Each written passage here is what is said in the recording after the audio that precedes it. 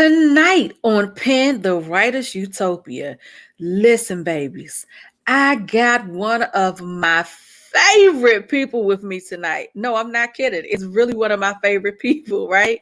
We're talking about writing stories that heal. And let me tell you, he is an expert on writing those type of stories, and you don't want to miss it. But you know what to do. Go on, hit that bell, like, love, and share, and make sure you join the conversation.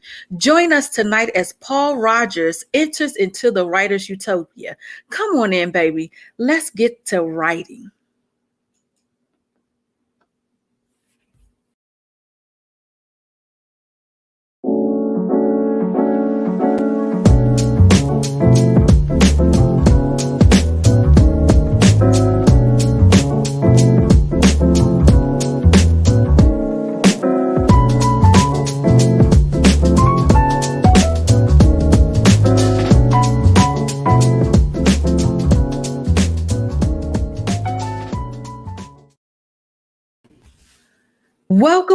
Welcome to Penned the Writer's Utopia. How y'all doing out there tonight?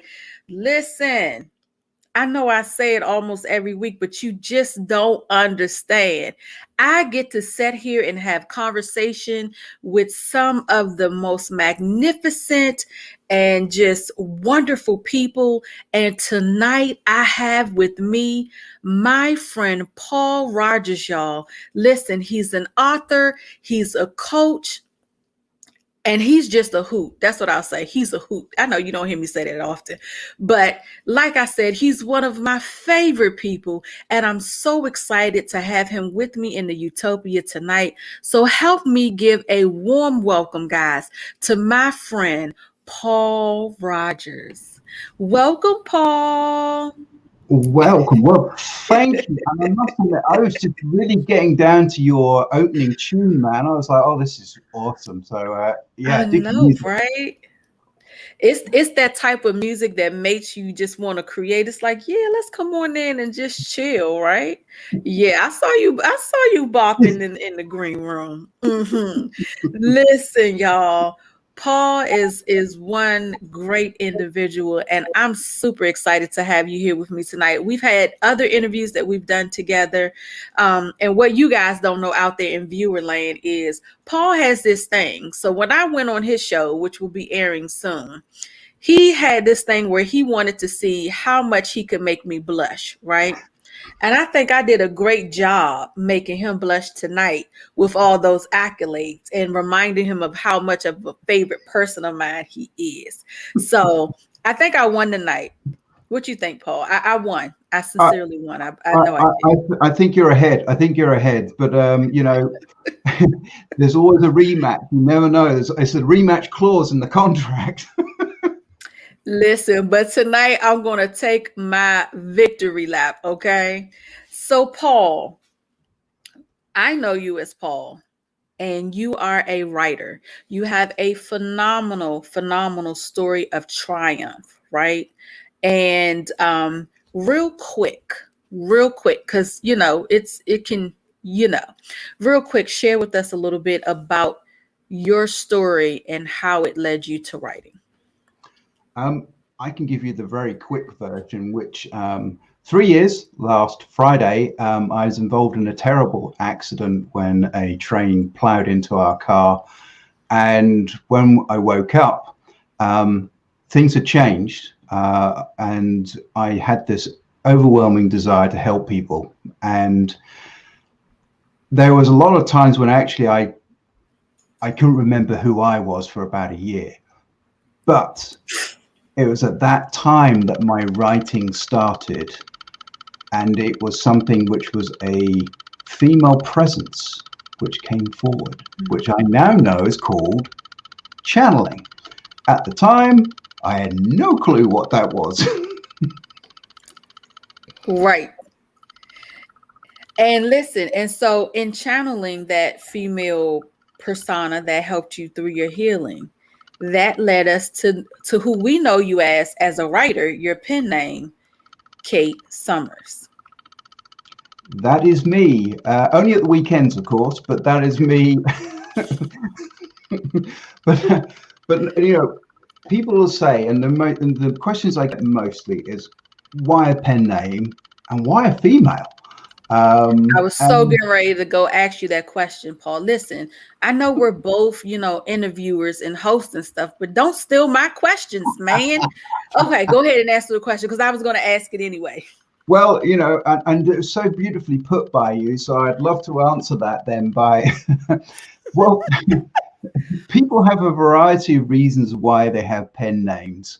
And for me, what it was actually recognizing what had arrived and what came forward. And to start with, I was terrified of what this was. I didn't really know. And so I thought, I'm going to embrace it, and I'm going to create a profile. I'm going to create an author's profile. I'm going to find a pretty picture on Shutterstock. Hey, I don't hang out with. So yeah. So I built this profile to fit this person. And other than writing, she has been responsible for a lot of my actual healing as a person. She's fixed things in my body. She comforts me when I've been through various operations. And I then gave her the name. So it's a lot easier when you give somebody the name. And recently, this is really hot off the press, I've actually started to bring my name in as well as a contributing writer, because, and this is dead straight, I was being really scared of, because I put out there exactly what came from me, and it's kind of very scary. So now with the healing and the other stuff I've done on myself, I actually feel more confident to actually put my name as well. I don't want to take anything away from Kate, because actually I was just a kind of along for the ride. But being vulnerable and putting yourself out there, I think, can only improve what you're trying to say and heal other people. Absolutely. So if I'm hearing you correctly, Kate was somewhat of like a guardian angel, sort of, for you, and was able to say for you what you were not able to say for yourself. But I love the growth in what you're saying, in that now you're at that point where you're starting to get your voice and able to speak for yourself. That's amazing. And it's only really happened very recently. I've been campaigning because March is Brain Injury Awareness Month, so I've been really very, very active, and I've been putting myself out there as vulnerable. I'm saying, right, this is it, and you're either going to love it or you hate it. Actually, at the end of the day, I don't really mind, because actually it's helping me, and if it helps me and it helps other people, there's nothing wrong with that. You've ticked all the boxes. Yeah, I love that. Now, the series that you've written is called The White Wolf's Way. I did that. What I love about that, yeah, I know. And that's what I was going to say. And it is a tribute to your husky that saved your son's life. Yes. It's kind of like my love letter to him, to thank him as a hero. In the accident, the firefighters told us that on impact, he jumped over the back seats to land on top of my wife and 2-year-old. And they would have definitely both been killed outright. And he saved their lives, but he gave his in the process. Now, what I tell and when I public speak is not as the sympathy. It's actually to show that even in the depths of the darkest, most destructive thing, there is a hero, there's a love story. And I never got to thank him, but with these books, and there's a picture of him on the inside, his name is Siku, and there's a picture of him, and they're dedicated to his memory. Yeah, I think I saw that recently on one of your social media posts, and I was like, wow, what a beautiful, beautiful husky he was. He was all white, beautiful husky. And there's a kind of a nice completeness in that we got him as a rescue dog, where we were living up north, and then his arc was that he ended up rescuing us. So it's a complete circle. Um, Yeah, Furry angels. I love it. So, to the business of writing and talking about healing, right? Because that's what we're talking about. I have found, which you and I were talking before we came on air, about how writing is very therapeutic. And so, what I want to know for you, in what ways have you used that? Like, how did when you sat down, I know we talked about how the guardian, or the connection of Kate Summers, the guardian angel, was kind of helping you along that path. But did you start with journals, or did you just write out, just hear text, or how did you go about in getting started in therapeutically writing your story? It it was very strange. It was not planned. First of all, I never had designs to be a writer. I love books. I love reading them. I like pizza, but I don't want to be a pizza chef. But it's, so as a side. No, but what it was, it just seemed to be these topics, and the topics kind of fit where I am, because the stories are told through the white wolf and the dark wolf, and there's this Okay. fight. There's Like this a good fight and evil type thing. exactly, and that comes Okay. from an old Indian tale, and I lived up on the reserves for 5 years, so I think that kind of rubbed off.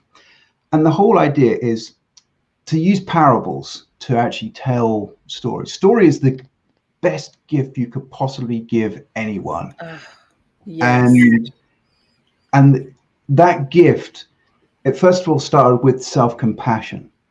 Now, my Mhm. doctor, just after I kind of my first appointment, she said, "You're never going to get through this, Paul, if you don't actually learn how to develop self-compassion." And it was it's kind of like calling out, because I was like, "Oh, well, I've just," and it's very rare that I read my books as if it's another writer, and I get something from them. I think, oh yeah, I need that, I need this, that, and so when they say self-help, for me, this really is, and they're free on Amazon. I have not charged for I them, did notice that. Yeah. You run them for free. Absolutely. and the reason being is, first of all, I felt a bit weird making dollar off somebody else's back. But no, I mean, more importantly, it's getting that story out there, and it's done very well. All three of the books have done very well, and still continue to be. But that just shows me one thing, that people are reading them, people are picking them up when they actually need it. So I'm a great believer in, you Yeah. see what you need to see at the right time. Yeah. And that's kind of my calling card. Yeah. Um, You know what I like about you saying that? Um, that is one thing that I did as well. I decided to write fiction. Now I do have some nonfiction that I've written, some contribution, some co-author projects that I've done that were nonfiction. But when it came to writing my own books, decided to do the same thing, self-help in a fiction book. And I felt the same way, because I'm like, people enjoy stories and they enjoy being entertained, and it gives them a way for them to see themselves without feeling like someone is intentionally trying to shame them or point out their flaw. You know what I mean? And so nonfiction, there is a place for nonfiction. I mean, it's no secret. Sometimes do need that head on type of approach. But I like writing fiction because it's a way of just talking about the stories of life in an entertaining way, but you still get the self-help you need. I call my books the best self-help book you never knew you needed. for that very reason. And so I like that your approach is, let's talk in parables, let's talk in stories, because you're right. Like back in the day, it was folklore that came along. Even now in our children's early, in their early readings, they're reading parables and short stories where they have to comprehend and point out what the moral of the story is. And so I think it's fantastic, and there is still a place for that, for us to be able to do healing work through not, I'm sorry, through fiction and through stories. So I love that. Well, I've got my son now is 5 years old, and every time at bedtime we read him one of the Aesop fables, and of course they have a message in it, the tortoise and the hare, and Right. and what it without stories, we're just shopping lists. We're walking around shopping lists. Nobody ever remembers that. I can ask you what your favorite song was from the 80s and 70s, and you can tell me, and I said, sing me a verse, you do it. If I said, what did you do last Thursday? No clue. They don't remember. You're so And right. that, and that I can't even remember what I had for breakfast. But it's that emotional play, and that's that emotional connection. And I think with stories, it's kind of, and you're right, it's telling without judgment. No one likes being told what to do. No one. No. So if you say, I'm going to tell you a story, and there are things you can pick up on the way, you give them the journey. Yeah. And you're right. Yes, that's another way of looking at it. Stories take you on a journey. Yes. Again, the journey to healing. Listen, Exactly. I love it. The books, I mean, I've got 3 out which I've released. I've got Step-by-Step Guide to Self-Compassion, Easy Changes for a Better Life, and my most recent one, Love Your Life, Not Theirs. And the whole idea is it's building, and then on the 5th book there's a conclusion which brings all of the lessons together. So that's kind of how it's shaped. Yeah. But the most recent one, it kind of is very topical now, and the basic premise behind it is the pursuit of imperfection and the power of being vulnerable rather than the pursuit of perfection and the desire to be invulnerable. And so it's trying to actually, I mean, people collecting stuff at the moment, it doesn't matter. They can't go anywhere with it. That's just stuff. But if they stop being perfect and actually start recognizing that we're broken people, most of us, fine, deal with it. That's fine. There's no problem with that. Have permission to do that. And I think that is a very big, good healing lesson, is to give yourself permission. I love that. I absolutely love that. And I'm going to be honest with you. I'm going to be honest with you. What you just said absolutely applies to writing, but it not only applies to life itself, but it applies to writing as well. And I'm not going to tell no stories. I'm be honest and vulnerable, as Paul said. I have struggled with that whole perfection thing, trying to be perfect, but I always say that perfection is the enemy of progress. I think Winston Churchill probably said it first and gets the most credit for it, but perfection definitely hinders progress. And the same thing comes down, it not only affects you in life, but it affects you in your writing as well. So as we're talking about writing these stories of healing, the more you work on trying to be perfect in your writing, the less writing you're going to get done. I think I said that not long ago. Go ahead. I'm sorry. I had some great advice for writers. Write for the waste paper basket. So don't worry about it. Just you and the waste paper basket. Just write it down. If you don't like it, there.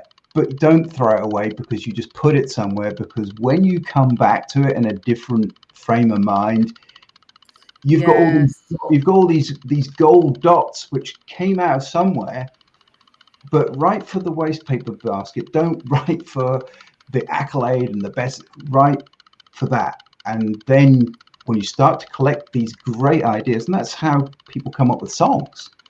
They, you Yeah. know, and so there's no. It's entertainment, as you said, Yeah, and it's entertainment.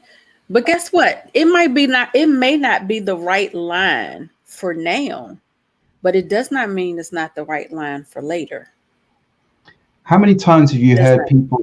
I agree. I mean, how many times have you heard people say, "I read this book, and then when I read it again, I had a whole different story that comes out of it." Yes. And that's what you, as you were saying, it may not, you may not have been in the right place to read it, but when you come back and you look at it differently, you're like, wow, okay, that's what. And I think that is the gift which writers can give people: stories. And hey, just being you, you don't have to pretend. If you really don't want to do it, put yourself under a pen name. There's no pressure. um Right. so that's an easy out. Mine had an actual well, there are always reasons, but mine, that was my reason. But there's no shame in that. No, And it's not. And in all honesty, if we're really transparent right now, I thought about writing underneath the pen name. If I tell the truth, I really did. And I went back and forth, and then I settled on what I was going to continue as. Um, but yeah, I thought about using a pen name for, because it was easy, because I'm in two different worlds. So I'm in a world of coaching, and then I'm in a world of writing, and did I want the two worlds to collide at the time? And so I had to make that decision. So everyone has different reasons for having pen names. I've even met someone, if I tell you the truth, we had fun talking about one of our friends that has a very interesting job, things that they do. But I had someone that, because of their job, they wrote underneath the pen name, because they wanted to be able to write freely without it affecting their 9 to 5 career. And so they came up with the pen name, and that's what they wrote their novels under. So everyone has different reasons, and it's okay. Maybe a pen name is perfect for you. And that's okay if it is. I mean, I've had people say, "Oh, that's not very authentic." Okay, but they're free. You can be as authentic or unauthentic as you want. The fact is, do you like the story? Yes or no? Okay. Does it really matter then? How many pop stars? Look, I'm a big U2 fan. Bono, Yeah. Paul Whitson. That's his real name. You can't say, Yeah, "Oh, and then he had a stage name, because who he was on stage, he wanted to separate who he was in real life. I mean, and in all honesty, let's be honest, my name is T. Lynn Tate. The T stands for something, but I wanted to keep that for me, and everyone else has T. Lynn Tate. Some people just want to keep something for them. And I'm still authentic, because whether you know my first name or not, or whether you call me T, or whether you call me my first name, guess what? I'm still the same person. It's it's just just a label." one is just reserved for me, and that's It, okay. at the end of the day, it's a label. It doesn't Yeah, matter. And if the person behind that, and that's really what we're getting at, you write stories from the heart. There is, if you are willing to put yourself into whatever writing or creation you're working on, that's fine. yeah, That's the authentic bit there. Whatever label you put on it, well, that's kind of like the wrapping on the present. That's not a big deal. And exactly. I love yeah, that. As long as your word and your message is authentic, that's what counts. So a pen name, for those of you that are grappling with it, you still authentic. It's still you. As long as your words are authentic, that's what counts the most. yeah, if you can Love it. stand behind the words and they have a meaning for you. I tell the story of ice cream. You don't want to be every ice cream, all flavors to all people, because whatever you do, there'll be somebody who gets to ask for an ice cream you haven't got. So you want to do Right. vanilla and chocolate, and you want to do the best in the land. If somebody wants strawberry, that's not my thing. And that's, you've got to be able to stand for what you're writing. And I'm very proud of it. I was just of what I've been able to write, but I, for health reasons, was very nervous about it, and that's part of my journey to heal. And so, for me, that's a yardstick of progress. Yeah. So, have in you being able to release your stories, I mean, I'm pretty sure I know the answer already, but I want you to say it. Have you found healing in your journey of sharing your stories? Have Can you say you found the healing that you needed? Absolutely, without any question at all. That is what, when you tell somebody a story, when you're willing to take a risk, be vulnerable, you get a bit of healing back. And that's why Yes. in public speaking, every time I try and touch people, I tell this in my course, it's not the people you know, it's not your family and friends, it's that person you don't know, that invisible person who you've never met, who may just pick it up at that perfect time of their lives when they need it. That is actually the person you need to be talking to. Your friends and family are going to say, "Good Yes. job," so that's kind Right. of, so it's that connection beyond the connection is where you really, and that's where you get your Want to healing. be. Hmm. Absolutely. Absolutely. It's basically the person writing it for the person that needs it, even if that person is you.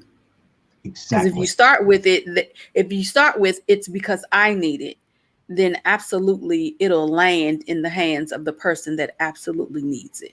And it'll be just as authentic as ever. Nothing will actually deteriorate the message. The right people will like it. The people who don't like it aren't your people. That's fine. It's a big world out there, Yep. and the universe also brings people to things they need to see at that time. They may not be Yeah. ready beforehand to see it, but if they are and things turn up, I mean, it's on Amazon. Amazon's huge, and Yeah. that's why, I mean, I checked my stats this afternoon. Yeah, it's still bumping along, 10 or 15 a day. I'm quite happy with that. But yeah, it's just fun to see your creation out there. Absolutely.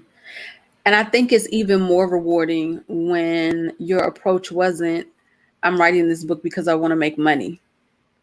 It's because I'm writing this book because I need to get this story out. And I think the reward is even greater for that.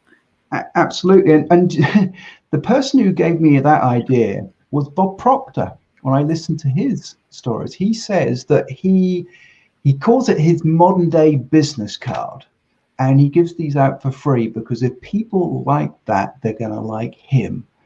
And then I thought that was a really nice way to actually to give something that if somebody reads it, they're going to like you. They're not going to be just going to like you. And so I think as a new type of way of meeting the right people, and in the olden days, pre-COVID, we handed out business cards. Well, books now will have a bigger Are impact. your business card. Yeah, Yeah. I like that, Paul. Listen, you and I talk all the time, and I promise you, time always seems to fly when we are having a whole lot of fun. But I cannot let us end this broadcast without asking you for one word of wisdom that you would like to leave our audience with tonight. Awareness. If you are aware, awareness chases away all the shadows of fear and doubt. Mm, chew on that one. Chew on that. That's what you're doing to us tonight, Paul? Awareness. Man, chew on that. And if you didn't get it, go on and watch the replay and listen to it again till you get it. You can't have awareness So, unless you're aware. So that's really, it's a, yeah, try that one. yes, awareness will drive away all the fear and doubt. Look at you, Paul. Look at you. All right. So listen, we are definitely out of time, but we're not out of words. If you want to get a copy of The White Wolf's Way, make sure you head on over to Amazon. And listen, it's no excuse, y'all. He said the book is free. You don't even have to pay for it. All you got to do is go on over to Amazon, download it, and boom, you got it. Because he's giving away healing, stories of healing for free, right? So make sure you make your way over, get you a copy today. All right. Get you a copy of The White Wolf's Way. It's how many books again? Is it 3? I know you Three. mentioned 5. So it's It's three at the 3. moment. Yeah. But you got to go catch up with the first 3 so you can catch the next 2 that's coming out. Because he said it's going to be 5 if you was listening. I was listening. So make sure you go on over to Amazon, get your copy of The White Wolf's Way. And if for any reason you think Paul is as great as I do, then you might want to go on over to his website, which is takeactionacademy.ca. There you can connect with Paul, get more information on what he does outside of being an author, and maybe even have the opportunity to work with him. Okay. So if you love him and you want to connect with them, go on over there.